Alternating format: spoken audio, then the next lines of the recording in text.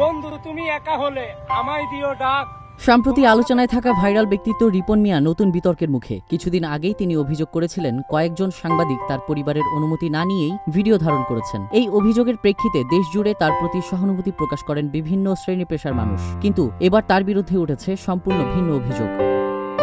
প্রতিবেদনে উঠে এসেছে সেলিব্রিটি হওয়ার পর রিপন মিয়া ধীরে ধীরে দূরে সরে গেছেন নিজের পরিবার থেকে। তার মা গণমাধ্যমকে জানান, অনেক কষ্ট করে মানুষ করেছি, কিন্তু এখন সে আমাদের খোঁজ নেয় না, পরিচয় দিতেও চায় না, হয়তো আমরা গরিব বলে ওর মান সম্মান থাকবে না ভেবে। প্রতিবেদনে আরও উল্লেখ করা হয়, বর্তমানে রিপন মিয়া নিজের স্ত্রী ও সন্তানকে নিয়ে পাকা বাড়িতে বসবাস করছেন, অথচ তার বাবা মা রয়েছেন ভাঙাচোরা এক ঘরে, অভাব অনটনে। রিপন মিয়া স্ত্রী ও তার 2 সন্তান থাকা সত্ত্বেও গণমাধ্যমে নিজেকে সিঙ্গেল দাবি করেছেন এবং স্ত্রীকে ভাবি বলে দাবি করেছেন। যে রিপন মিয়ার সহজ সরল কন্টেন্টে এক সময় মানুষের মুখে হাসি ফুটত, সেই রিপনের এই রূপে হতভাগ তার অনুসারীরা। অনেকেই বলেছেন, ভাইরাল হওয়া যেমন সহজ, মানবিক হওয়া ততটাই কঠিন। বর্তমানে সামাজিক মাধ্যমে বিষয়টি নিয়ে চলছে নানা আলোচনা সমালোচনা। কেউ কেউ বলেছেন, মানুষ ভাইরাল হয় কিন্তু মানুষ হয়ে ওঠে না সবসময়। News desk, news flash 71।